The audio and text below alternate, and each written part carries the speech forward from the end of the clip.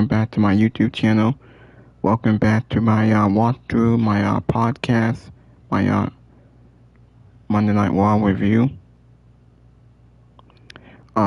This is Jacob Cast 2024. Gonna do WWE Monday Night Raw. If you guys want to see more, hit that like button, leave a comment. Please subscribe to my channel. This video is sponsored by Wrestle Vote by JD from New York, Solomon the Sound Off, Fight for Pro Wrestling, and WWE sponsored. I got more on the way, so hit that like button, leave a comment, please subscribe to my channel. Thank you for watching, thank you for all the support. Now, hold on a second, just want to make sure this is going to be uploading. I want to make sure I got all the messages right.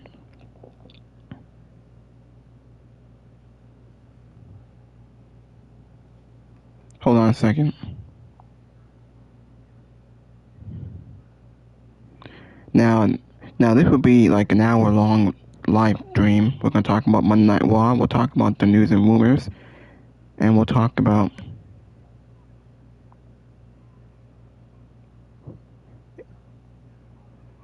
Hold on.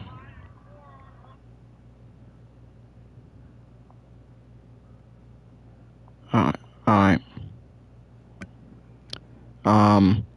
Now, while I talk about Monday Night Raw, first I gotta put the masses on so I can show y'all what happened tonight. The masses on the show. Wanna make sure I get this right here. We got AJ Styles. We got... Oh wait, my bad. Hold on. Yeah, AJ Styles and Dragon Lee against... Actually, I forgot who. It's against Dominic. Grande Americano, but he's not on here. So I gotta use someone else.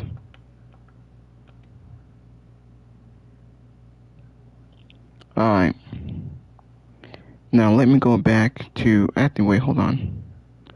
We got Sami Zayn and Rusev, but I don't think Rusev is on here. So we got Roxanne Perez and Io Sky, Becky Lynch versus Maxine Dupree.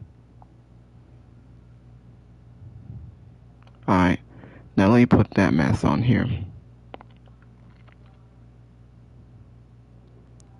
Hold on. Let's go to the woman.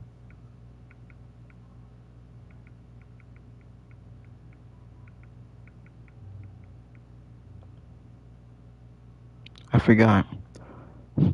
Naomi, the champion. We didn't see Naomi on the show. Isn't she supposed to face Stephanie Valkyrie or something? I don't think we saw Stephanie on the show, and if we did, it had to be in the backstage segment. They haven't really built to that.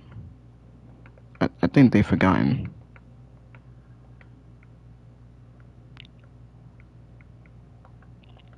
Io Sky and Roxanne Perez. We had that match. I think we also had Becky Lynch defending her championship against Maxine Dupree. Alright, see if I can find Maxine.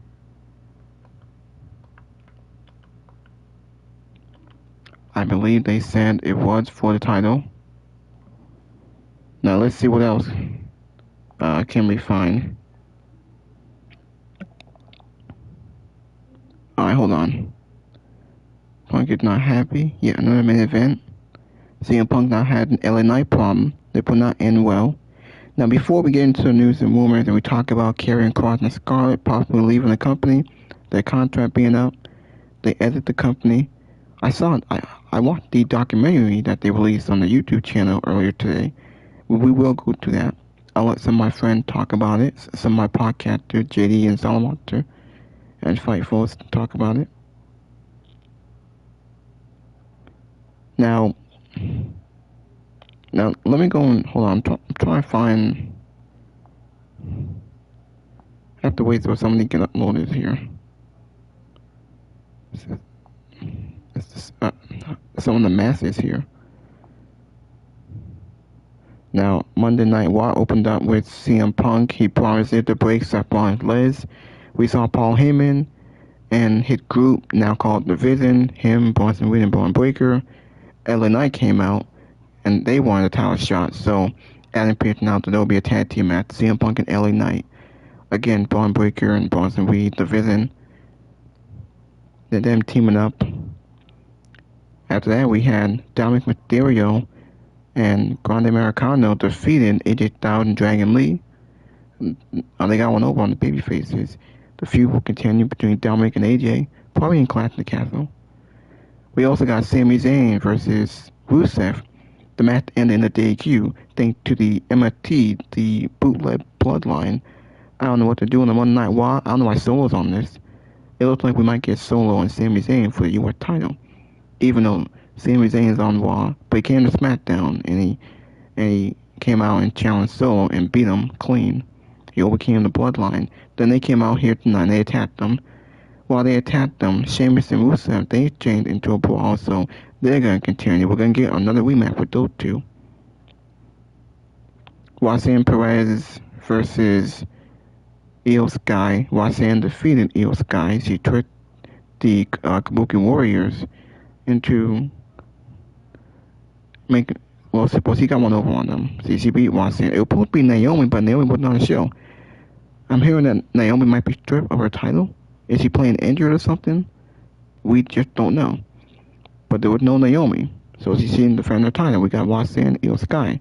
A very good match, decent. Roxanne got the victory. Becky Lynch versus Io Sky. She defeats Io Sky and takes out Natalia. We haven't seen her on TV that much. She hadn't been used. But here she is on TV.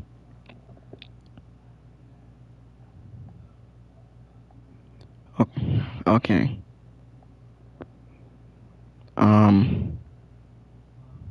Hope I didn't miss anything else on this show.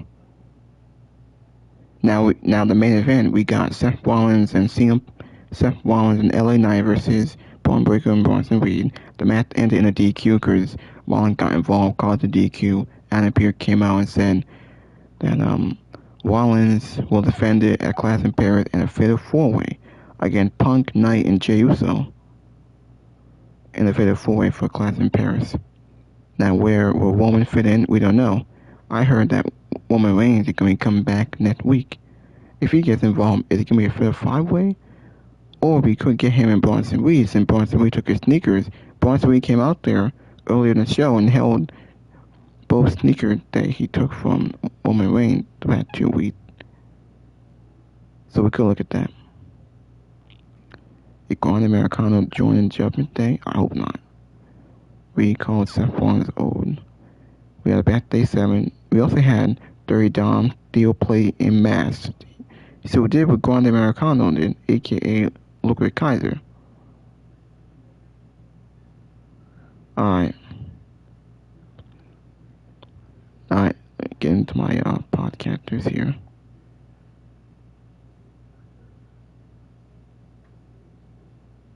Hold on.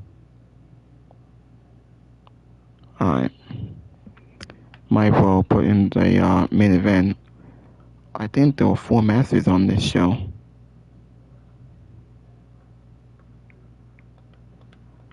LA Knight.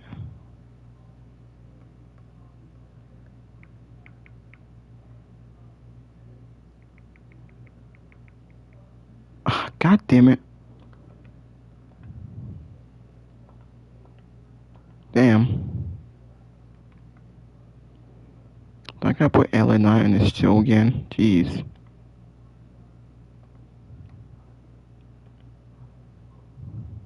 Alright.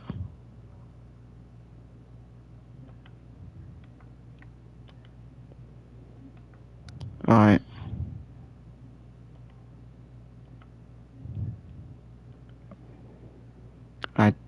I think that there were 4 masters on this show. If there wasn't, well, it wouldn't let me find anything. Well, I mean 5 masters, but I don't think they have Rusev on this game. So I'm not gonna put that on there. I'll just put this mask on here.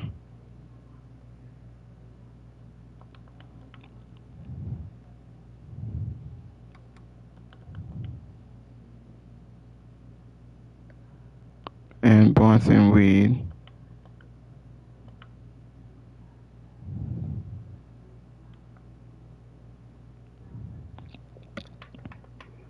And there's the main event. Here's no DQ. Now let me show you the other podcasters. It's been like 10 minutes now. And then he also brought up how LA Knight is 40. They're like 100. Alright, I'm gonna let some of my podcast friends, they're in the chat, I'll let them talk about it. CM Punk kicks off Raw. It was supposed to be Naomi defend her championship against Io Sky, but she wasn't there, so Roxanne Perez took on Io Sky in a pretty good match. She won. Becky Lynch versus Maxine Dupree for the Women's Intercontinental Champion. Sami Zayn takes on Rusev. I think all that mattered was the opener and the ending. Everything else was just there. Given the crowd, I mean, back in the day, Alright, here's Fight for Pro Wrestling with Sean WhatsApp. No hunting for Wi-Fi, no hassling with local SIM cards. 5 continents, countless countries, it works everywhere I go. Unlimited data means I never have to here, but what I also want to see is it makes sense. How do they justify giving Natalia? How did they justify Maxine getting an IC title shot tonight? That was unusual. Don't know about that one. How do they justify giving Natalia a title shot? I don't know.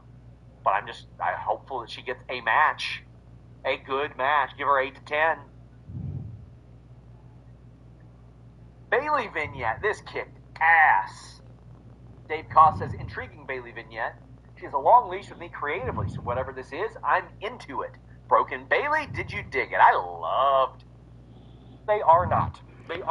Here's my other podcast friend, Good Might Work Commentary, Greg Morgan. Rollins fools us again. We got the Fatal 4 set for Clash in Paris. Not even close. Even with WWE's help, they're not close. And if they were going to be the number 2, it would take WWE's help to get that done. They've been around for, 22 years, and the biggest crowd they ever drew was 7,000 fucking people a couple of weeks ago?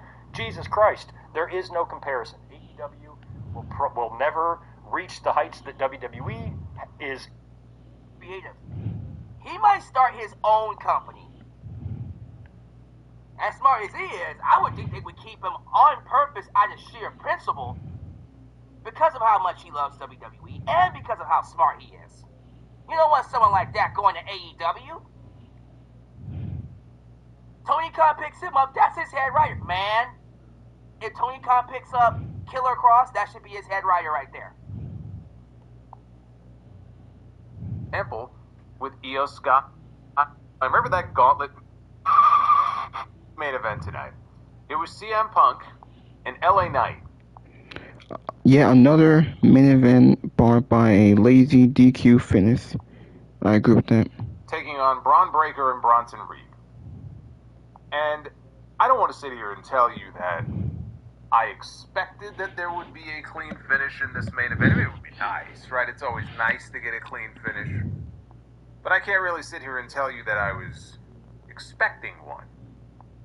I feel like I would have tolerated what we got tonight in that main event at the finish a little bit better had we not gotten disqualification after disqualification after disqualification after disqualification every single week on this show. Sheamus comes out, he talks about banger after banger. We could talk about DQ after DQ after DQ. I want to take you back to the gauntlet match that CM Punk won to earn the right to challenge for the World Heavyweight Championship at SummerSlam. Remember that gauntlet match they did? CM Punk won that gauntlet. You would have to go all the way back to that gauntlet to find a main event match on this show that actually ended clean, with a clean, decisive winner. On July 21st, technically, even though it didn't close the show, but the main event of the show, main event match on the show, was Stephanie Vicaire and Io Sky. And that match ended in a disqualification. So then you fast forward to July 28th. We had Jey Uso against Bronson Reed, which ended in a disqualification. You fast forward to August 4th, last week's show. You had Seth Rollins one-on-one against LA Knight for the World Heavyweight Championship in a match that ended in a disqualification. And then we arrived tonight, north of the border. CM Punk, doesn't matter what country we're in, that doesn't seem to make a difference. We had CM Punk and LA Knight against Braun Breaker and Bronson Reed, and wouldn't you know, how did this match end? It ended in a disqualification. And we had Seth Rollins interfering in the match, which honestly, as a match, it was fine. It was a good main event until we hit the finish, and then I realized, boy, I feel like I have suffered from deja vu. This feeling washed over me as I watched Seth Rollins interfere in this match, and I said, boy, you know, it almost feels like I've seen this before. It's almost like I'm watching a rerun. And so Seth Rollins and Braun Breaker and Bronson Reed, they lay a beat down on the baby faces, and then Jey Uso comes out. And he comes out with a chair to fight off the heels, and then Adam Pearce comes out. And Adam Pearce makes the announcement of the World Heavyweight Championship match that we are going to get at the end of the month at Clash in Paris. Now, I was hoping that we would get a championship match and not some kind of a six-man tag, because that would have been fucking lame, right? And nobody wants to see that. CM Punk and LA Knight both have valid reasons to want to get a rematch with Seth Rollins. CM Punk was champion for 5 minutes at SummerSlam, and he got screwed out of the World Heavyweight title. LA Knight on last week's show got screwed out of the World Heavyweight title when CM Punk interfered in his business. So it would only make sense that they would stake their claim, and maybe we would get a triple threat match for the World Heavyweight Championship. But we can't have a triple threat match because we have to insert one more person. And you would think, boy, they're going to put Roman Reigns in that match. I really don't want to see that, because I'd rather not have Roman and Seth in the ring together unless they're going to go one-on-one. Well, it's not Roman Reigns. You don't got to worry about that. He may have a different match on that show. No, they put Jey Uso in that to make it a four-way match in Paris. And I'm sitting here and I'm going, legitimately. And I know he's a former world champion and all that. That was months ago. Legitimately. The only reason that Jey Uso is in that match in Paris is for his entrance. That's it. That's it. They want the crowd to yeet, and people have fun when they yeet. And remember the reaction he got in Lyon, France, the last time when they had Backlash last year. That's it. That's the only reason that Jey Uso was in that main event at Clash in Paris. Because he really has no business being in that match.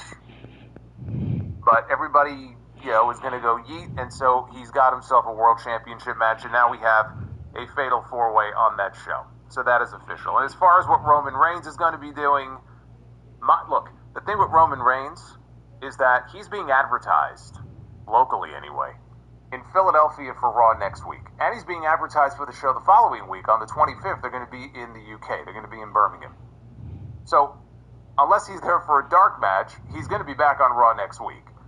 And the thing that would make the most sense, and we actually had a video package tonight specifically focused on Bronson Reed and talking about Roman Reigns and targeting Roman Reigns, so it all fits together. He's been stealing the man's shoes.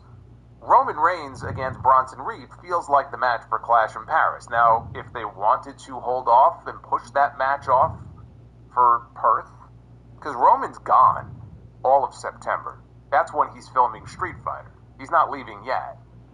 So it's entirely possible. I mean, October, again, it's still 2 months away, but if he's gone for the entire month of September, then yes, it's possible. We could get that first Roman Reigns-Bronson Reed match for Perth. It's too far away. If he's back on TV next week, that's the match. So Roman will likely be occupied with him. I don't know what Braun Breaker does, but they'll figure something out for him. But, like, I'm watching this main event tonight, and just the laziness of what they do, where I sit here and I feel like I'm watching a rerun every single week. It just, the show is so creatively bankrupt right now. I mean, they shaved half an hour off the show. It's not 3 hours anymore. And then you have a week like this where, again, it feels like a slog to sit through the show. And that's the way I felt about SmackDown on Friday. And I'm sitting here and I'm trying to debate, wait, which was worse? I'm not sitting here trying to debate which was the better of the two shows. It's like, no, which one was worse than the other? And so I have to go SmackDown just because we got better wrestling on Raw tonight. I mean, I can't honestly compare the two shows and say that there was anything on SmackDown that I remember being as good as the match that Io Sky and Roxanne Perez had tonight. So that's at least 1 point in favor of Raw. Yeah, But very man, good. so far coming out of SummerSlam, these shows, they do not inspire a lot of excitement when it comes to Clash in Paris, for example. Yeah. You know, it's not like they didn't try to tell certain stories tonight. You know, for example, with Io Sky and Asuka and Kairi Sane, right? I mean, you could see where that's going. There's a rift forming there. I don't know if the Kabuki Warriors are officially going heel or not, but like that's a direction they're taking, and that's fine. I mean, they've teased that now for several weeks. But I'm looking at, you know, most of the rest of the show and whatever the stories are that are, you know, kind of in progress right now. And then shit like we got at the end of the show, I'm just like, this feels creatively bankrupt right now. Where's the excitement? Where's the stories that are going to grab you and make you want to tune in the following week? Man, I can't wait to see what's going to happen next week. There really is no wondering. I know exactly what's going to happen next week. It's going to basically be a variation of what we saw this week. But man, when I saw that main event finish and I realized that it was 4 fucking weeks in a row of that, I mean, there's just no excuse. It's going back to the same old shit that we did actually 2 years before that. Remember how every week it used to be the Judgment Day in the main event and the brawl with the baby faces and the Masters and DQ? And then last year it was the Bloodline doing the same thing. Now we're seeing it with Seth Rollins' new group. Man, it's very close to becoming what the Bloodline was. And the fact we saw the MFTs or Bloodline, whatever, on this show, it's just lazy. It's the same old shit. It's slowly becoming the Death Riders on AEW. And getting annoying, getting repetitive, and getting stale. Same old shit. It's like they can't come up with anything creative to end these shows. I understand you want to build up Seth Rollins' new group, but you can't give it the same garbage every week. There's no excuse. And it's all on Triple H. No excuse. Now, we were supposed to have a Women's World Heavyweight Championship match tonight, and it got pulled a few hours before the show because supposedly medical did not clear Naomi. That's what they said publicly. I don't know what's going on. They did mention on the show very briefly that Naomi was not medically cleared, and she was not on the show tonight. She was not in a backstage segment. She didn't do a run-in. There was no other mention of her during the show. So I don't know what the issue is or the injury is. And so we'll leave it at that. Hopefully, whatever it is, it's nothing serious. It's nothing that would necessitate her having to vacate the championship. I don't know if she got hurt, when that even would have happened. I don't know. So we have very little information so far in the way of what's going on with Naomi, but that is why Io Sky was wrestling Roxanne Perez and not wrestling Naomi for the championship tonight. But that match that Io and Roxanne had, that was honestly, for me anyway, the highlight of the show.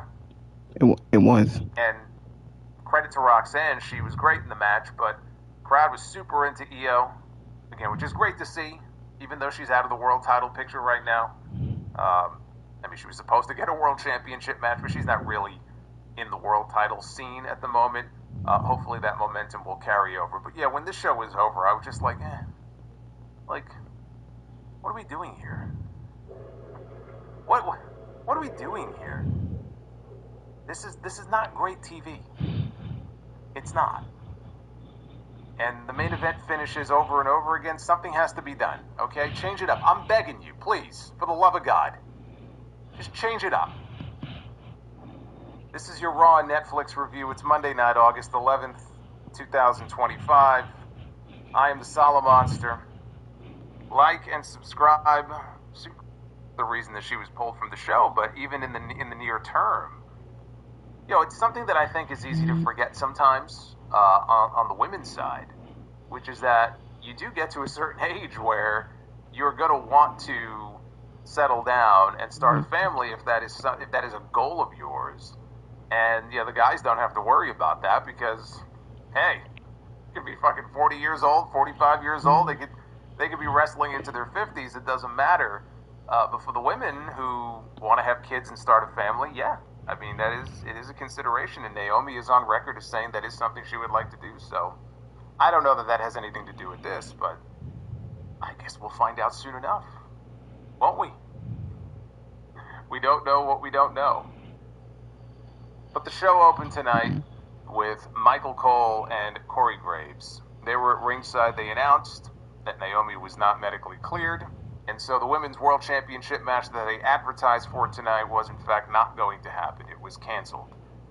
At which point, CM Punk made his way out to the ring. And the bell. And Knight said that Punk will get his rematch after he gets his. Punk asked Knight if Braun Breaker begins to walk down the aisle, because he's angry. And Bronson Reed, one of the things I love about his whole act. But he's not wrong. I mean, when you combine their ages, they're actually 88 years old. Not quite 100. So, but combined, they are 88 years old. Only about 5 years snuck into Triple Mania. He was a surprise appearance on the show. If you're an illegal alien, this runway is your future. Yeah, speaking about Triple Mania, it's gonna be this Saturday on August 16, I think. I think August 16 or 17. Because you're headed home. It's gonna be on Saturday, Triple Mania. It's live for free on YouTube.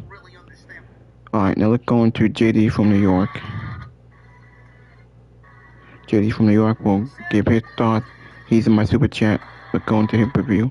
WWE put on all year was Friday Night SmackDown.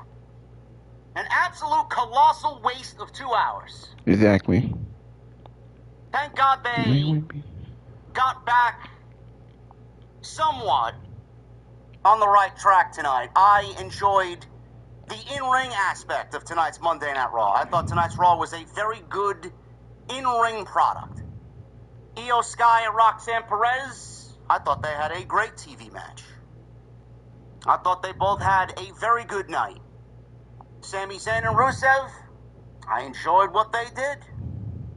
I enjoyed what both of those guys did tonight.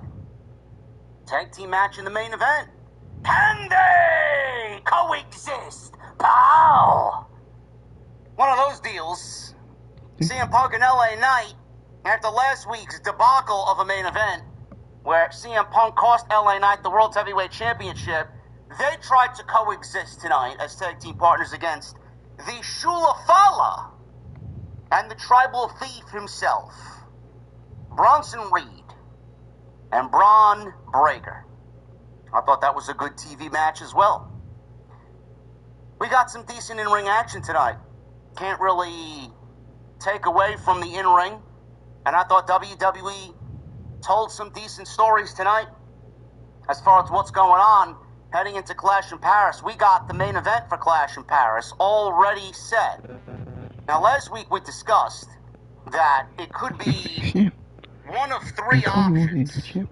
It could be a triple threat match between Seth Rollins, LA Knight, and CM Punk, being that they were involved in last week's main event fiasco. It could be a six-man tag team match with Roman Reigns or Jey Uso involved against Braun Breaker, Bronson Reed, and Seth Rollins. And the other team would be Punk, Knight, Uso, or Punk, Knight, Roman. WWE is going and doing the one thing that nobody really suggested. I don't know why Jey Uso needs to be in a World Championship match. I don't know what he's done to be in a World Championship match. Why is he in another World Championship match? I don't know. He has nothing to do with the World Championship. He should not be anywhere near that world title. We've been there and done that. I have no problem with Jey, but I think him and his name attached to the World Heavyweight Championship is going to give fans a little bit of a same old shit feeling. We got more than enough at the top of the card to get us through Clash in Paris, into Perth, and into Survivor Series. We don't need Jey Uso. WWE announced the Fatal 4-Way. It is going to be Jey Uso versus CM Punk versus LA Knight versus Seth Rollins for the World's Heavyweight Championship. Sounds like a good match. Sounds like a good match.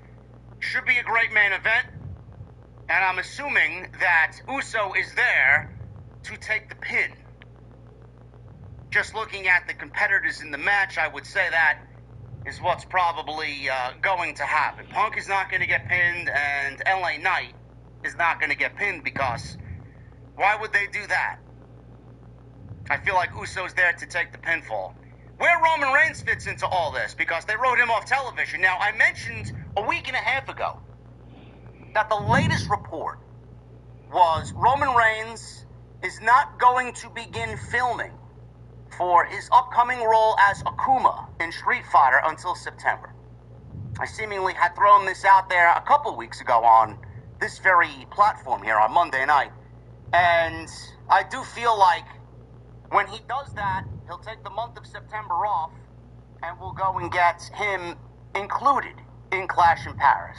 Now that they announced, A, Roman Reigns is going to be at Clash in Paris, B, they announced the main event without Roman Reigns, I mean, it just opens up the possibility of Roman Reigns going after one of the two Brauns. It's either going to be Roman versus Braun Breaker, which I don't think they're going to do that right now, or they're going to do Roman Reigns versus Bronson Reed, which makes a lot more sense, being that he now has two pairs of Roman's Nikes, and he's basically tsunami'd him into oblivion the last few times that we've seen them both in the ring.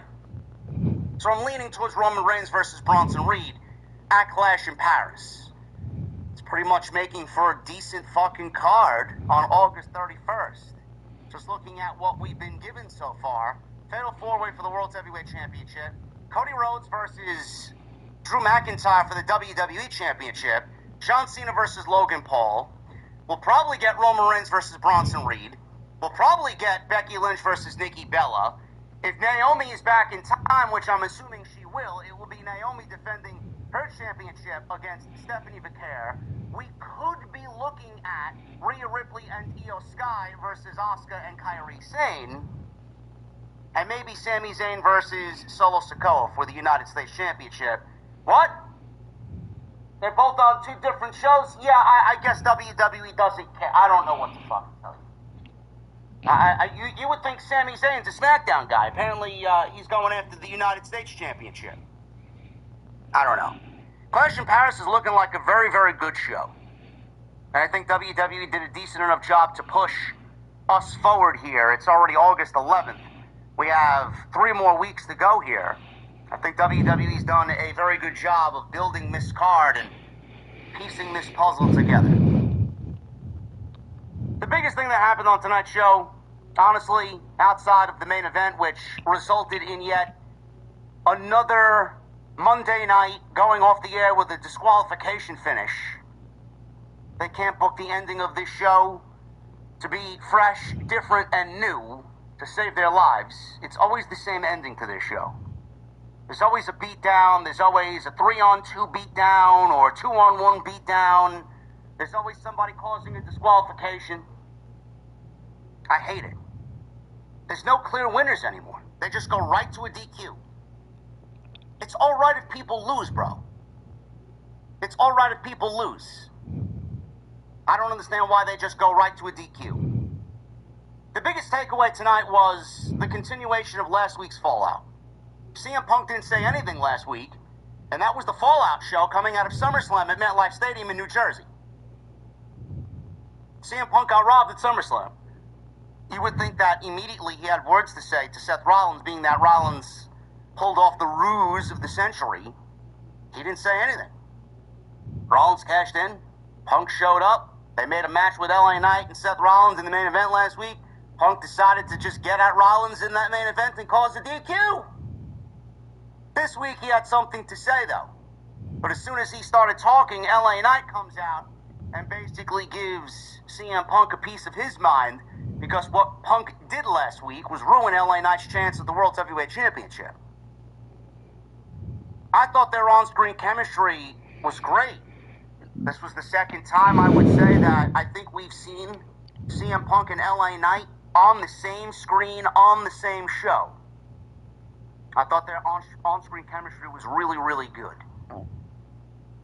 The thing is, I felt like the promo segment could have been a lot better.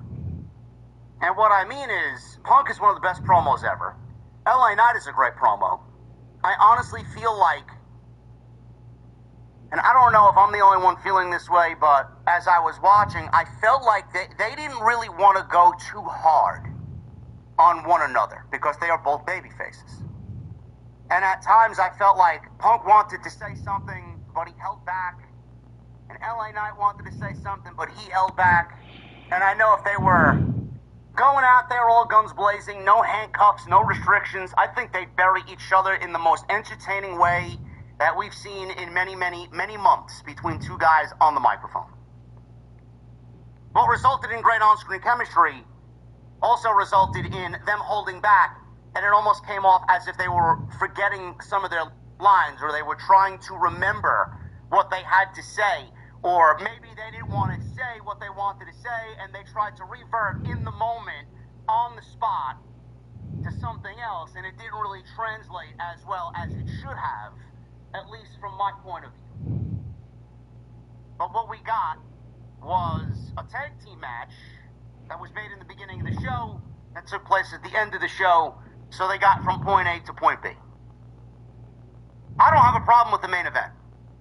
I don't. LA Knight, CM Punk, Seth Rollins, and Jey Uso. That's the main event for Clash in Paris. That leaves Roman Reigns open to beating Bronson Reed and getting his shoes back, which should be a great match.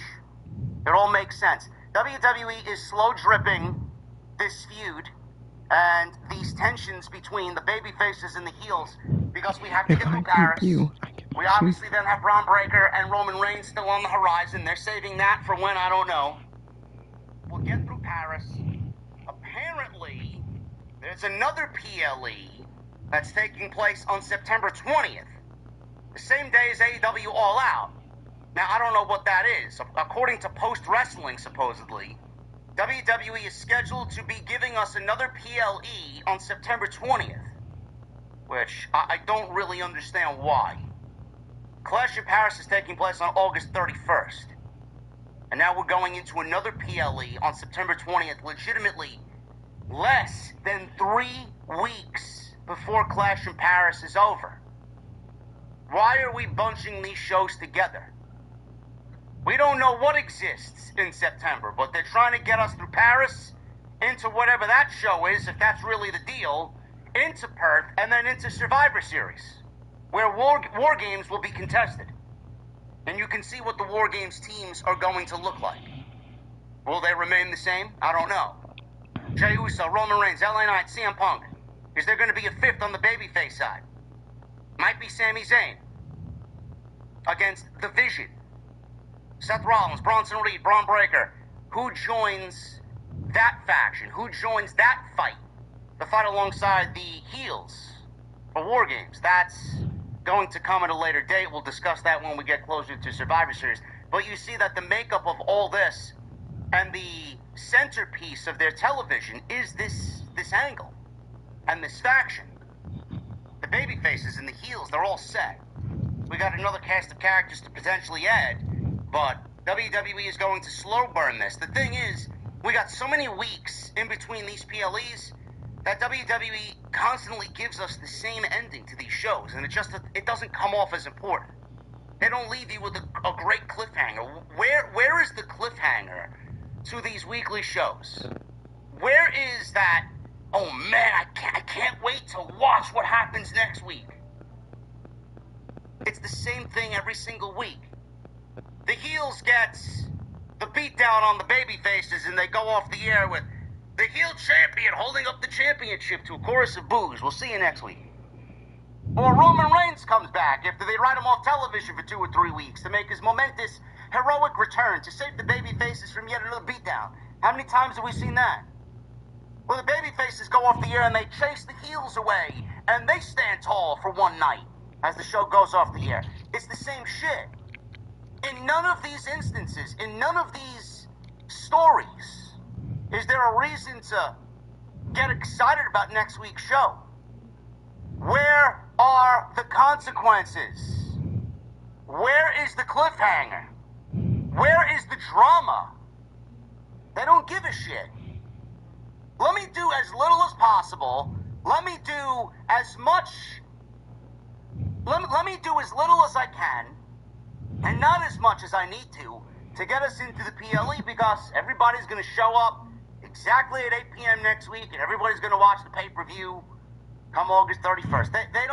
There's no reason for them to book a cliffhanger or drama at the end of the show. And that's honestly what brings the show down for me. There really isn't that one thing that you can latch onto and say, oh man, I can't wait to watch next week. Same fucking shit. It's the same shit. How do you get excited about this? I'm not. Legitimately, anybody can come up with these ideas and theories. Yeah. To close Monday Night Raw. It doesn't take a rocket scientist to figure this shit out. Why do they go and do so little effort to close the show going into next week and don't really leave you with a reason to care or watch next week? That's why these shows feel so flat. There's no drama. Everything is just there. Everything is just very simplified. Let me tell as basic of stories as I can, because our audience is fucking stupid. That's what it has basically boiled down to. I don't like the current direction of what we're doing. I don't. Me neither. I honestly feel like things are way too simplified, too careless, too safe as usual. There's no drama, there's no consequences to anything that's happening here. I don't know how you guys feel, but again, we use the term every single week. It's very predictable. It really is.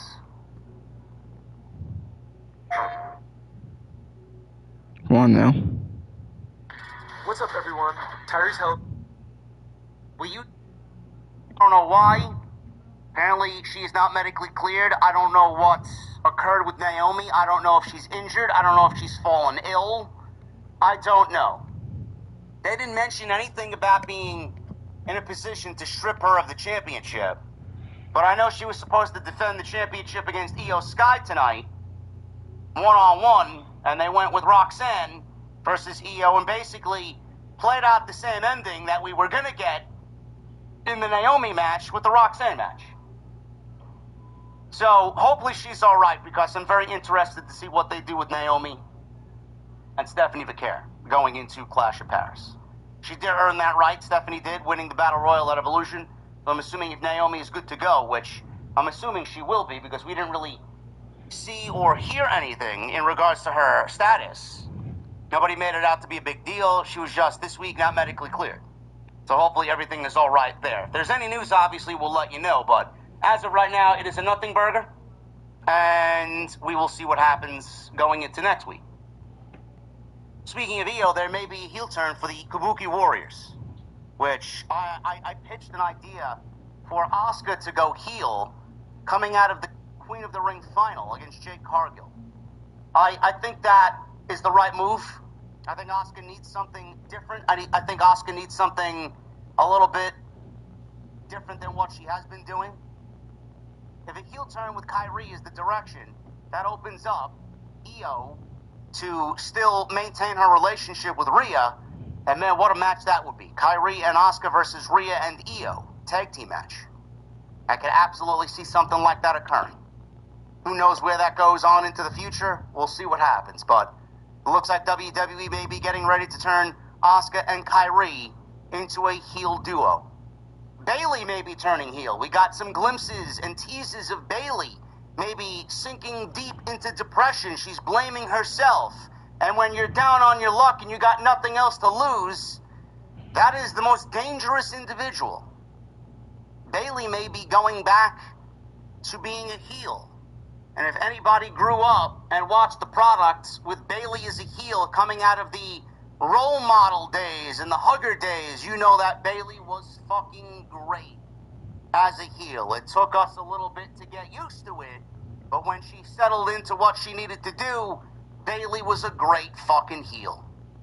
So we may be seeing teases of that. There was a great vignette with Bayley, so there's a great direction there. Hopefully we get what we need to out of that. And I thought Monday Night Raw was a solid show, man. They forwarded some stories. Clash in Paris is looking like a very good show. I don't really have any complaints outside of the very predictable nature of the show and the fact that they don't really have any drama. There's no consequences at the end of the show. They don't really leave you with wanting more at the end of the show. I mean, this has been a common problem. A common problem. But I thoroughly enjoyed the in-ring aspect of Monday Night Raw. They did forward some stories tonight. We'll go over it all tonight. I want to thank you guys for joining me here on the Monday Night Raw post show, right here on Off the Script. It is your Monday, basically all week, outside maybe a tweet or a tweet here or a tweet there. So go check that out as well, man. We did excellent on today's video. I could not have broke it down any better than today's video. If you guys want all the Karrion Kross news, including my thoughts on the documentary with some key takeaways and key points from the documentary and what I feel is a work, go and check that out, man. Well worth your time. I put a lot of effort into that video. To become the world, got the ring mat and was about to deliver a stomp on the concrete. CM Punk jumped in at that right time and saved LA Knight from a curb stomp on the concrete. That's what Punk is talking about, and that's when he calls the disqualification. He asked if he thought he was going to win the title after getting his head stomped and cracked open like a coconut on the concrete. You're welcome. Let's watch Denise Salcedo and Mr. Shanti Zap go into their review.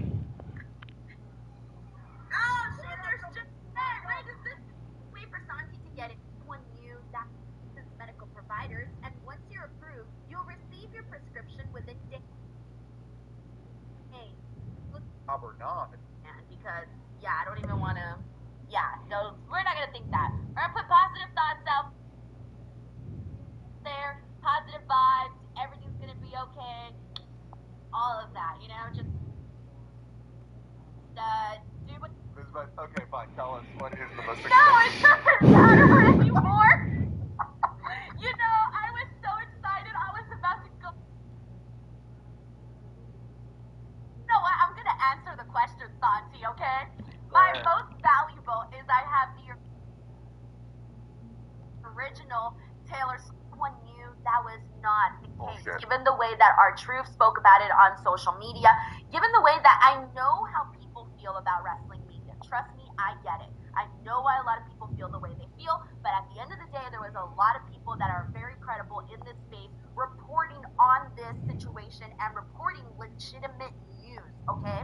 Now, a lot of people have to understand that there's always been this sort of war between WWE and wrestling media. This goes way, way back, all right? So, of course, they're going to want to make it seem like these people and their reports are illegitimate because they don't want you to believe in any of that stuff. They rather have you not believe that stuff. But a lot of these reports from these legitimate people is something to take into account. So on one hand, you have that. You have how they handled the R-Truth situation. Now with this, I firmly believe this is legit. When it comes to releases, I feel like we should not be in a place where we're wondering if this is a work or not, especially considering the history of the company where they mass release a bunch of wrestlers and it freaking stinks to see all of these people lose their jobs. I do not believe that we should play around like that when it comes to people getting released, because then when you do got people that get released, it's almost untasteful to say, hey, we're making a storyline out of this when this other person legitimately lost their job. Two, the second portion to this is, Santi, we are going to get to a place where WWE, I believe, when it comes to okay, so we have WWE Unreal, which was fun, it was great, I loved it, I loved the show and all of that. I have a feeling that when we get to the next season of Unreal, that they are going to start fabricating things on that show to make it seem like it's real, so that storyline, they're going to try to manipulate what is real and what is not in order to, one, appease the show of Unreal, and two, maybe drive some more interest into the actual programming that you're seeing on Raw and SmackDown. So whenever that comes on board, it's going to get more messy, more muddy, more ugly. But this, to me, with the Karrion Kross stuff is legit. Again, the dude's out there back on Pro Wrestling Tees taking bookings, etc. You name it. If it wasn't legit, at this point, we probably would have heard about it already. Yeah, I mean, I agree, but it doesn't change the fact that that's the world we're living, of wondering if we're being worked or not. I don't think that we are. I think the dude's legit gone. Yeah, so it does, it stings for Karrion Kross. We got Bob Ross Jr. here who said, the crowd did not chant, we won Kross one time tonight. So I was wondering if that was going to happen because that happened with R-Truth. However, I also felt like when it happened with R-Truth, it happened during a women's match. I don't remember which one it was, but it happened during a women's match on the show, and it kind of felt like disrespectful too, even though it was one of the situations where you're wanting a wrestler to be back, but at the same time, when you're chanting like that during a low point of the show, it feels disrespectful to the talent. Yeah, I agree. A lot of people thought that it was going to happen during Sami Zayn's match, but I was telling my chat, I was like, it's not going to happen in Quebec. Like, not during a Sami Zayn match, no way. No, I don't think so. We got Frank here who says, how to get the downer stuff out of the way, but TS, first video I saw, You Belong to Me. I believe the name, I loved it, and but her bestie Selena, she's my all-time fave. Such a perfect combination of women, both women, absolutely stunning. Yeah, shout out to Selena Gomez. I'm also a really big fan of Selena. Thank you so much, Frank. We got Mr. Grimley here who says, the lack of Mark Henry merch in the back is disturbing. He said, the lack of Mark Henry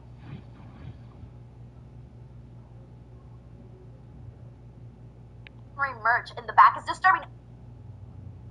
Oh, he's supposed to send me stuff, by the way. He's things, for example, like Becky has thrown it in her face in previous back and forth that they had, where she said, you don't know anything. People just start running with narratives, right? People just start running with narratives.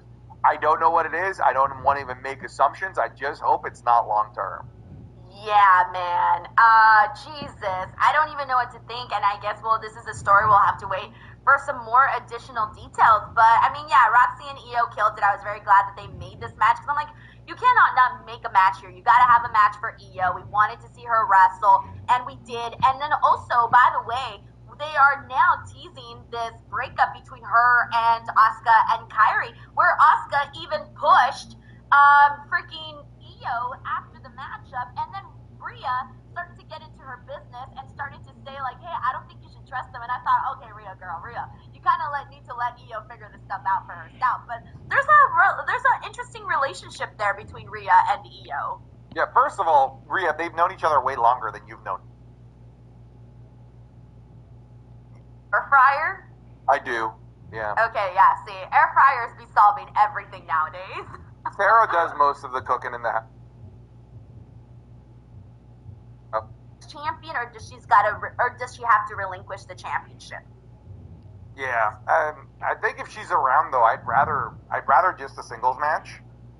Me personally, I'd rather than do maybe something with Io and Rhea going up against Judgment Day. Like I'd rather, mostly because I want them to keep Io and Stephanie away from each other until they're finally like ready to do something like proper with them. I'm with you. We got Randy here who says the grass is greener where you water it. Yeah, that is 100% true, man. I agree with you. I was trying to remember. But he watered it. Karrion watered that some bitch every day. That's true too. Damn, I don't know what to say, guys. You got me on both of them. You both made good points on that one. Oh man, thank you, Randy. We got Sucho here who says, I can see Bayley reform damage control again with heel Asuka, and Kairi saying, hey yo, that could be a thing. The stars could align. Yeah, I'm on board with that. We got Infamous Raider Loco, thank you so much for your generous super chat. He says, respect Santi, my first game away in Kansas City, and I expected the worst. Here who says the grass is a plate of food. Yeah. Sandwich. I'm gonna eat right after this. We also have Bob Ross here who says, I can't wait to hear Sancho's thoughts about the Fatal 4-Way. He's a big LA Knight fan, BTW. With that being said, let's get to this because this was a major announcement that was made on the show, is that at Clash in Paris, we are going to be seeing Seth Rollins in a Fatal 4-Way defending against CM Punk, Jey Uso, and LA Knight. A lot of people thought this was going to be a triple threat. I even started to think it was going to be a triple threat, but they ended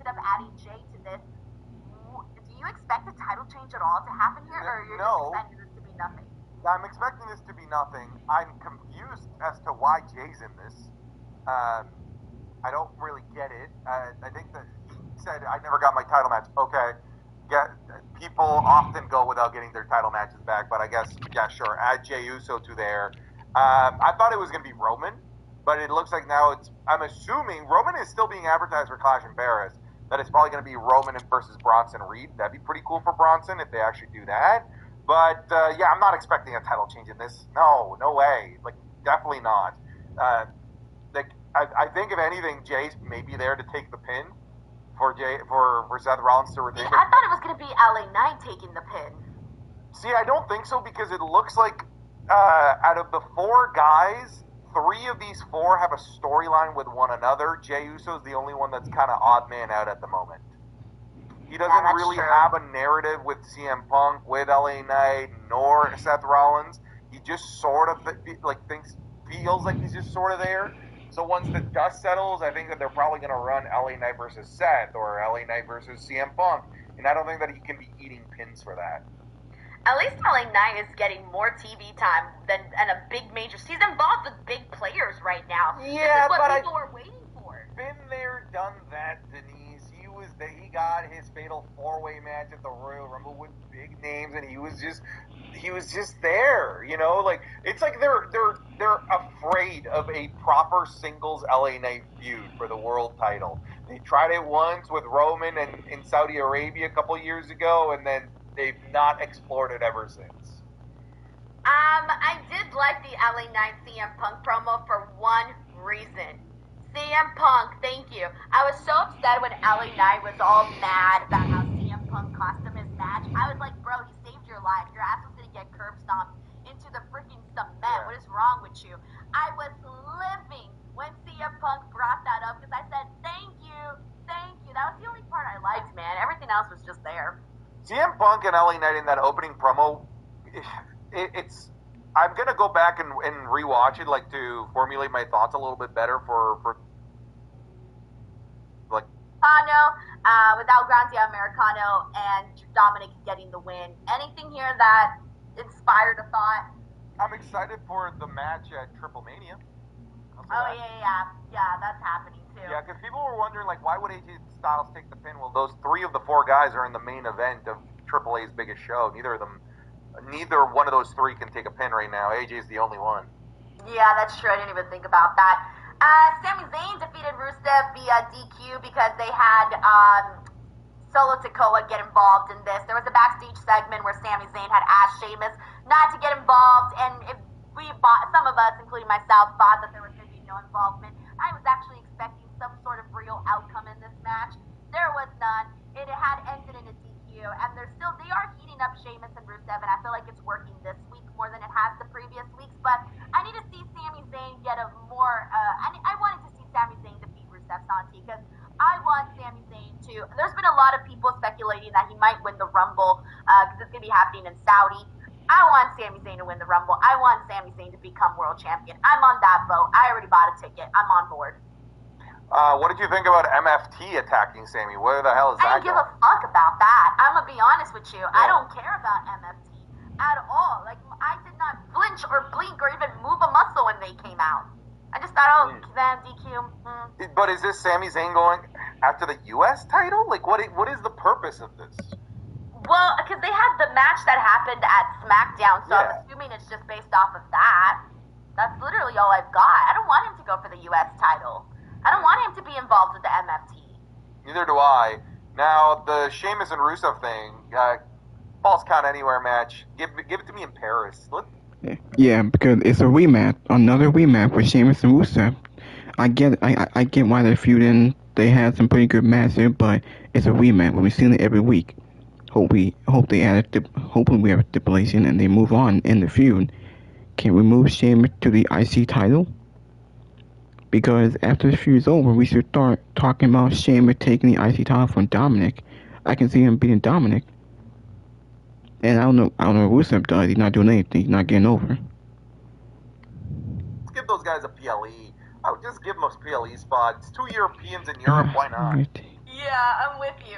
All right, and we got Becky Lynch versus Maxine Dupree for the Women's Intercontinental Championship. The crowd was dead for this. Yeah, this did not land. This didn't land with us either in the chat. Yeah. Well, nobody cares, and no one cared about Maxine Dupree. She's nothing but a jobber. Why the hell is he getting an opportunity to get Becky's title? It's just a match, just until we see what the Becky do. Becky gonna feud with Natalia? She hasn't been used on TV. She's not doing anything interesting. She's been here coming for a long time. She didn't factor in the plan. Pretty sure there's just a filler feud for Becky Lynch, and that's it. I'm far more excited of the prospect of Becky Lynch versus Nikki Bella, or Becky Lynch versus Natalia. This was an unfortunate snooze fest. The crowd was not into it. I was not into it. My viewers in the watch along were not into it.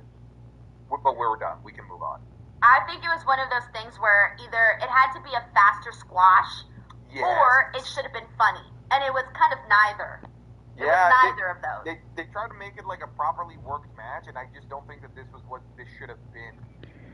Well, because nobody buys Maxine Dupree.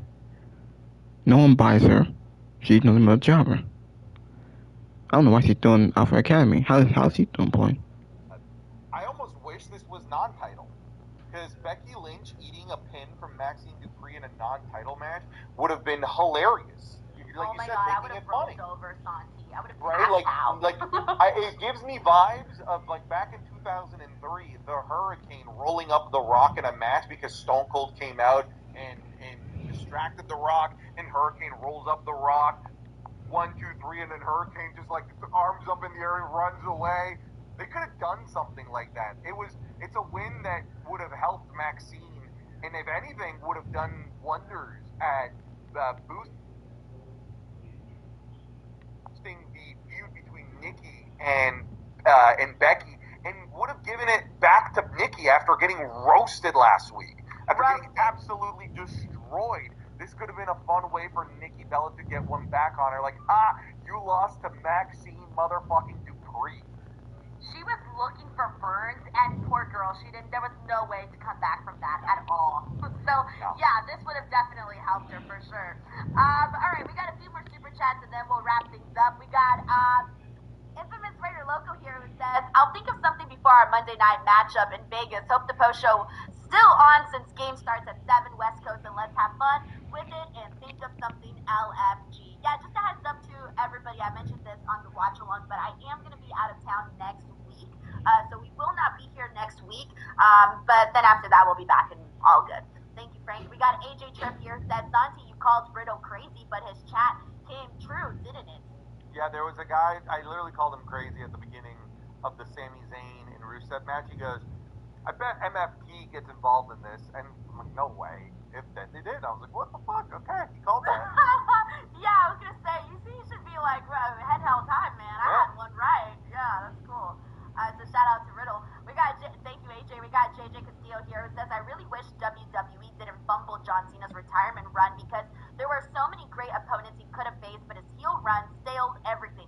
I just hope his last 4 months will edge strong. And it's funny because you say last 4 months and it sounds like a lot of time, but we're down to like just a few more days. Like it ain't 4 months. Like yeah, sure, it's 4 months in totality, but when you think of the dates, it's not that much time, man. Like I feel like they wasted a lot of time just doing things that weren't as interesting.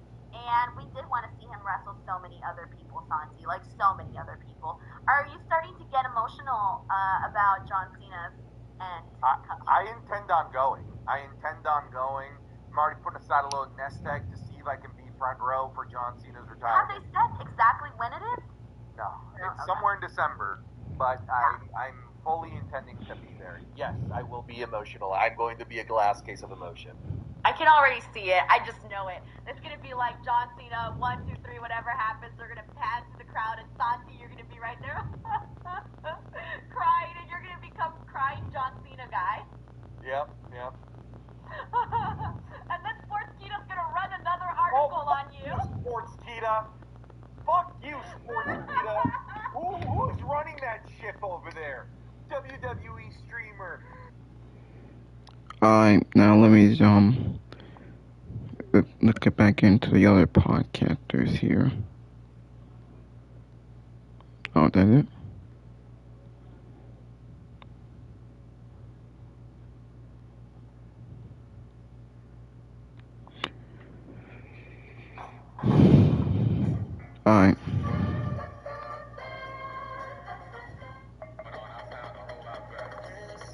Goddamn these damn commercials.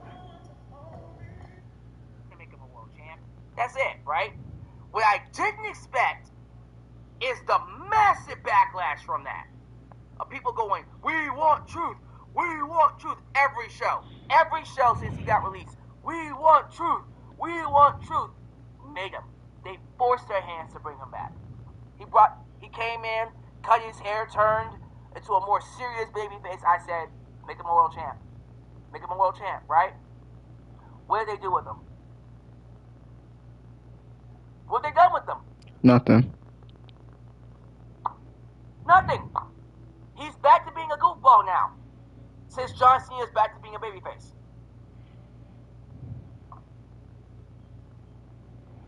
So, what makes you think it will be any different with Karrion Kross? They bring him back. He'll get a shot at the world title just to appease fans. He'll probably end up fighting Cody Rhodes, right? And then he'll lose. Now what? He's right back to being a devil's advocate. The devil on your shoulder. Not getting TV time and losing matches. If Karrion Kross is not going to come back and win the world title, stay gone. What? If they're not going to bring him back, a man that Paul Heyman said, whose rise mirrored Stone Cold Steve Austin. If you're not going to bring him back to make him a world champ, let him go. Let him go. Nope. I'm not dealing with this. If you're not going to bring him back to be a world champion, let him go. Otherwise, bring him back, take him seriously, give him the world title. I'm serious. Give him the world title. Have him go in there and squash Cody. Because if he's not going to do it, don't bring him back. We're going to lose either way. And I have a feeling the finish that we saw in Io Sky and Roxanne was exactly the finish for Io Sky and Naomi. Had to be, 100%. Because they've already been doing the thing with the Kabukis on TV last week where they want to be helping out, they want to be in her corner. So Io Sky, I was not expecting to win the title from Naomi tonight if that match would have happened. This is exactly the finish I could have seen happening. So I think either way, the Kabukis were going to cost Io Sky her match. They just changed the opponent from Naomi to Roxanne. That's my belief there. The Intercontinental Championship was on the line, and I forgot that this match was for the title because all week long I was thinking to myself, I'm like, they've got a 1-2-3 Kid and Razor Ramon situation sitting right here. I'd have Maxine catch a quick one on Becky. You know, Becky's going to probably underestimate her, toy with her a little bit. Maxine can execute some move that she learned from Chad Gable that Becky didn't see coming and catch her on a quick pin. But then when they were doing the introductions, I totally forgot that it was for the title. I'm like, okay, you can't have that. Becky, the Intercontinental Champion, she did what I thought she would. She did toy with Maxine a little bit, and that Maxine tried her best, had a few flurries here and there, but ultimately Becky was able to best Maxine with the disarmer. For the win, Maxine taps out, but good effort by Maxine. We like Maxine on this channel. She's tremendous. After the match, Becky nails Natalya from behind with the Intercontinental Championship, and I really wish WWE would not tease me like this because I would love nothing more than for Natalya to win the Intercontinental Championship. I was of the belief that Natalya should have been the first ever Women's Intercontinental Champion, and I'm still of that belief. Lyra's great, Becky's great, every other woman that's going to hold that title is great, but the first one who should have held that should have been Natalya. For all the years she's put into that company, for how much she's beloved by the roster there, and her years, over decades of service there, and her family history and her family lineage, specifically with that championship, you know, with her Uncle Brett and her Uncle Owen and her Uncle Davey, all holding the championship. Who's Natalya's mom? Jim Neidhart. Okay, yeah, so she's not the daughter of an IC title holder, but all of her uncles are. And that title being resurrected or created in a women's division, and the first person you have hold that title is a Hart family member, how do you not do that? I'm still pissed about that. I think that would have been such a feel-good story. It would have been so good for Natalya. It would have been so good for the history of the Hart family and the history of the WWE to have a Hart family name at the beginning of that new Intercontinental Championship legacy. The reason the Intercontinental Championship itself, that beautiful belt hanging right there, has the legacy that it does is because of what a lot of the Hart family members did, along with your Steamboats and your Savages and your Shawns and your Perfects. And they were a big part of that legacy, and I'm still pissed that Natalya did not win that belt for the first time. Now, they're starting to tease a program with Becky. So, if that happens, I hope Natalya beats Becky for the championship, but I have my doubts there as well. I almost feel like Natalya has no chance to win that championship, and if she does, it's going to come much later against an opponent that's not Becky Lynch. I think if Becky Lynch is going to put anybody over, it's going to be your Lyras and your younger ones. And that might be what WWE wants for her too, but since she nailed Natalya from behind with the title after she beat Maxine here tonight, I'm thinking that we're going to get a Becky Lynch versus Natalya match, and that would be great for Paris. That would be tremendous for Paris. Clash in Paris. Natalya beating Becky Lynch for the Intercontinental Championship in Paris would be wonderful. I just have my doubts if they would do that. Hold on. Damn commercial. Try and wait for him to get in the super chat here. So, give me a second.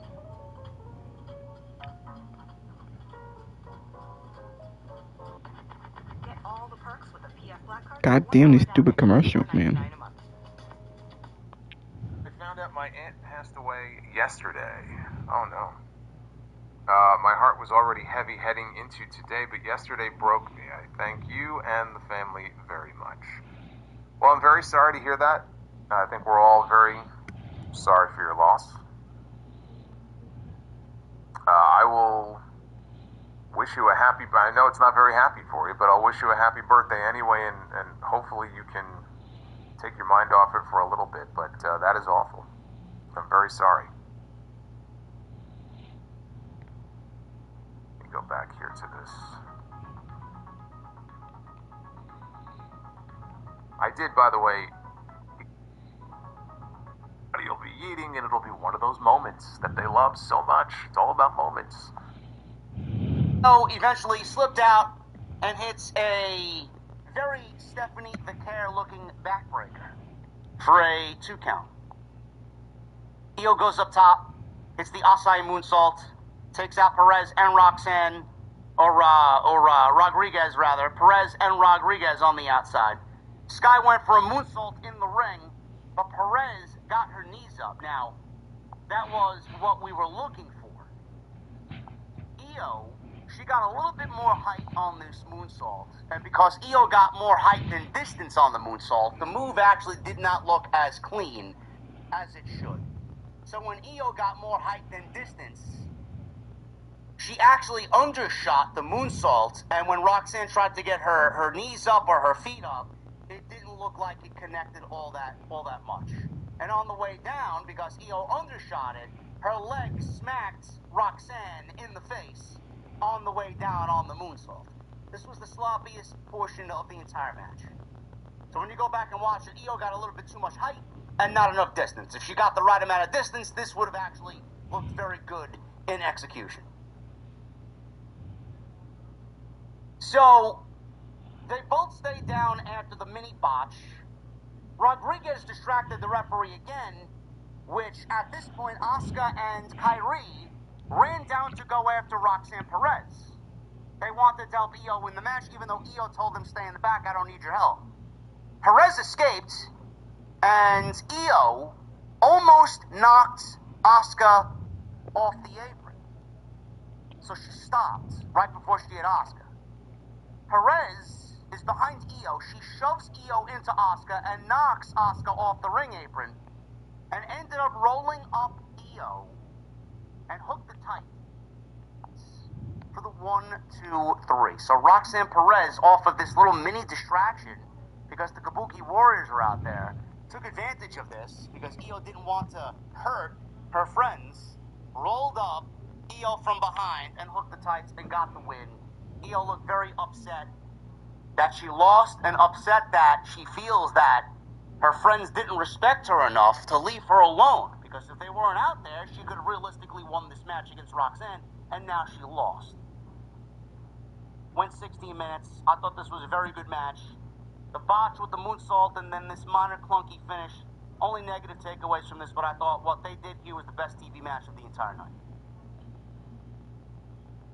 Jackie Redmond. She interviewed Jey Uso. He says it hurt him to miss Raw last week and hurt him to see what happened to Roman Reigns. He missed an episode of Raw because he had family business to take care of. Jey put Rollins and the Bronze on notice. LA Knight then interrupted. He noted that everybody looked at Jey missing Monday Night Raw last week. Monday Night Raw was missing you last week, Oos. He claimed a lot of people thought he didn't want to be in the shadow of Roman Reigns. That's why he went missing last week. LA Knight told him, you may want the World Championship, but the line starts behind me if you are talking about the World Championship. Jey offered to put Knight at the back of the line, and Jey welcomed him to Monday Night Raw. Looks like we may be getting another catchphrase on top of Heat. Monday Night Raw. I'm picking out myself at Joe. What does that mean? Does that mean Jimmy Uso is going to come on over to Monday Night Raw? See what happens. Byron Saxton interviewed Penta. He said Woods' hat looked better on him, and the New Day sucks. Basically is what Penta said here on Monday Night Raw.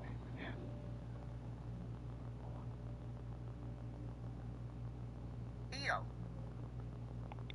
She was walking through the back, and she was visibly distraught and frustrated over the fact that she lost to Roxanne Perez. Asuka and Kairi are out in the back with Io, and they're talking in Japanese, and Io is explaining, I didn't need you out there. Why did you come out there when I told you to stay back here? Asuka's yelling in Japanese, and she shoved Io Sky away and walked off. Kairi looked at Io in shock, as if she didn't really know that Asuka was going to act that way. And she acted conflicted. She wanted to stay with Io because she's friends with Io, but she also is friends with Asuka, and she wants to go see if Asuka's alright. So she ended up walking off with Asuka and went to go chase after Asuka. I don't know what's going on there, man, but I'm slightly intrigued. And I think this could be a good look for Asuka and Kairi Sane. Becky Lynch. She went one-on-one with not Natalya, but with Maxine Dupree. Natalya was out there along with Akira Tozawa. This was a Women's Intercontinental Championship match. Did Maxine get better? I mean, they gave her 5 minutes. I guess that speaks a lot to what they think of Maxine. Did she look out of place in there? Yes, she did. Yes, she did. If you are at Maxine's level, and you are at Maxine's level of green, you are going to look out of place next to Becky Lynch. Maxine can train. Listen, has she gotten better from what she was? Yes, she has. But I'm going to be honest with you because that's the only way I know how. Does Maxine look like a professional wrestler to you when she's in the ring? No, she doesn't. I do not take her to be serious. I do not take her to look the part. She doesn't sound the part. She doesn't wrestle the part. Maxine,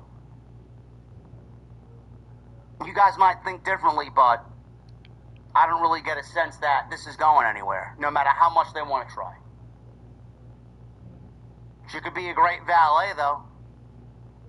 I don't think we need Maxine Dupree on top of everything else we got in this women's division.